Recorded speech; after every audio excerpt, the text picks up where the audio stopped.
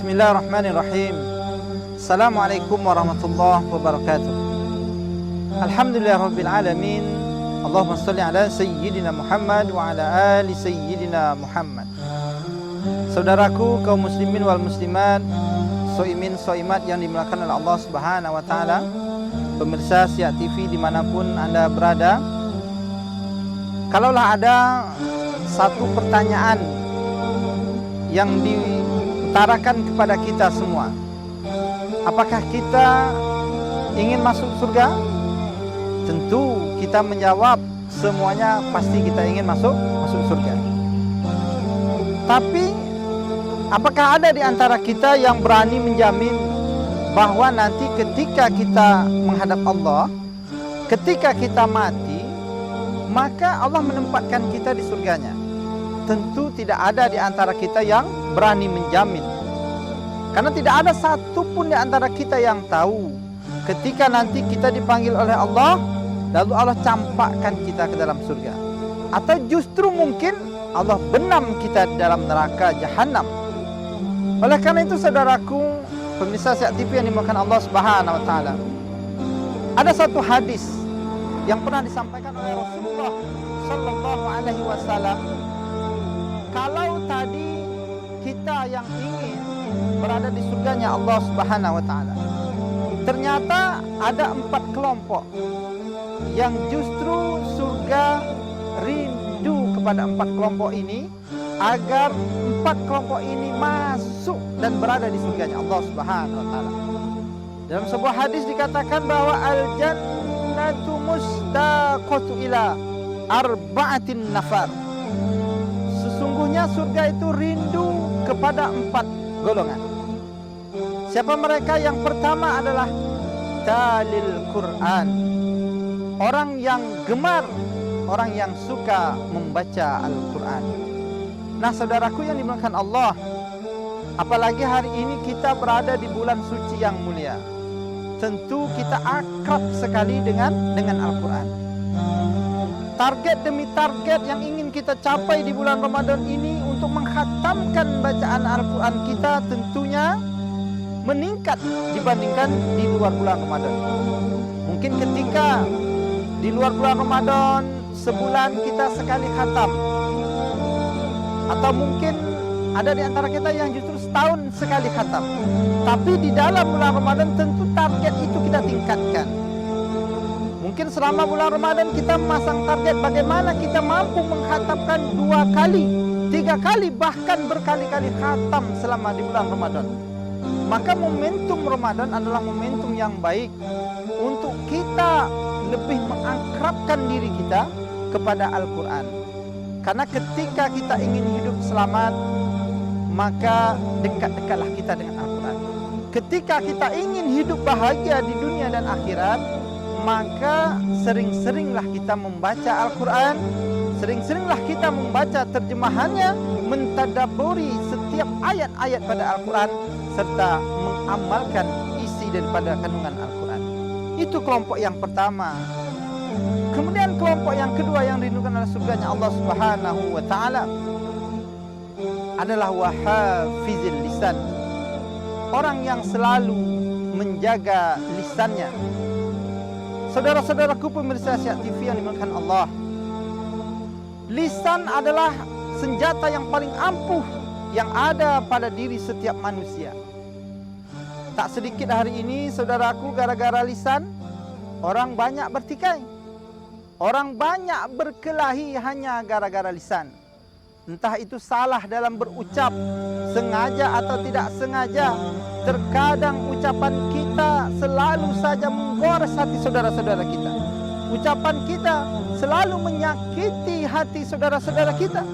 Maka lisan adalah bagian yang terpenting di dalam tubuh manusia untuk kita kontrol agar tidak semena-mena di dalam kita berkata-kata.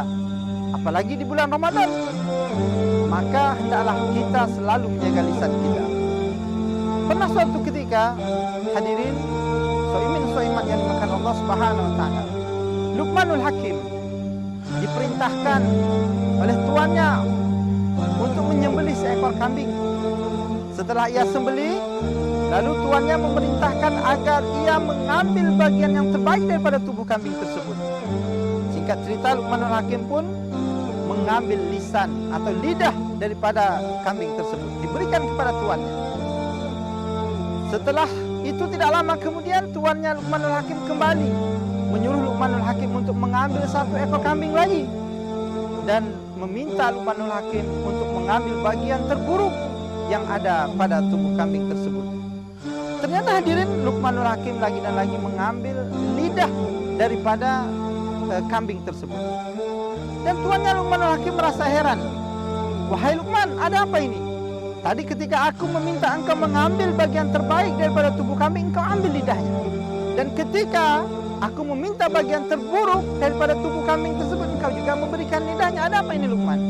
Dengan bijak, saudaraku Luqmanul Hakim menjelaskan, wahai tuanku, kata Luqmanul Hakim, ketahuilah, sesungguhnya baik atau buruknya perilaku seseorang itu bisa terlihat, bisa tercermin dari apa yang ia ucapkan, daripada apa yang keluar daripada lisannya.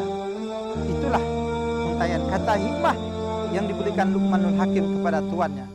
Oleh karena itu hadirin, mari sama-sama di bulan Ramadan ini kita sedikit mengeremkan ucapan-ucapan yang tidak perlu, ucapan-ucapan yang tidak ada manfaatnya. Di bulan Ramadan kita latih diri kita, kita ganti dengan untayan-untayan zikir yang selalu membasahi lisan kita. Saudaraku kaum muslimin wal muslimat yang dimuliakan Allah, kemudian yang ketiga, kelompok yang dirusukan surganya Allah Subhanahu wa taala adalah wa mut'imil ji'an, orang yang suka memberi makan kepada orang yang kelaparan. Nah, hari ini hadirin, lagi-lagi momentum Ramadan adalah momentum yang baik untuk kita saling berbagi, memberikan takjil, berbuka puasa kepada saudara-saudara kita yang memang mungkin membutuhkan. Karena apa?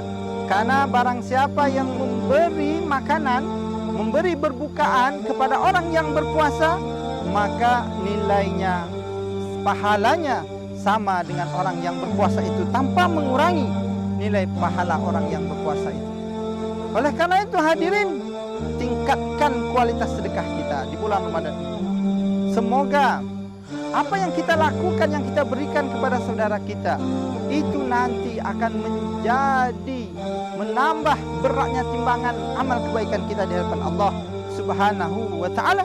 Karena pada hakikatnya hadirin, sesungguhnya harta kita adalah apa yang hari ini kita sedekahkan, apa yang kita berikan kepada orang, kita infakkan di jalan Allah untuk pembangunan masjid, bersedekah kepada kaum fakir, miskin, anak yatim. Itulah sesungguhnya harta kita.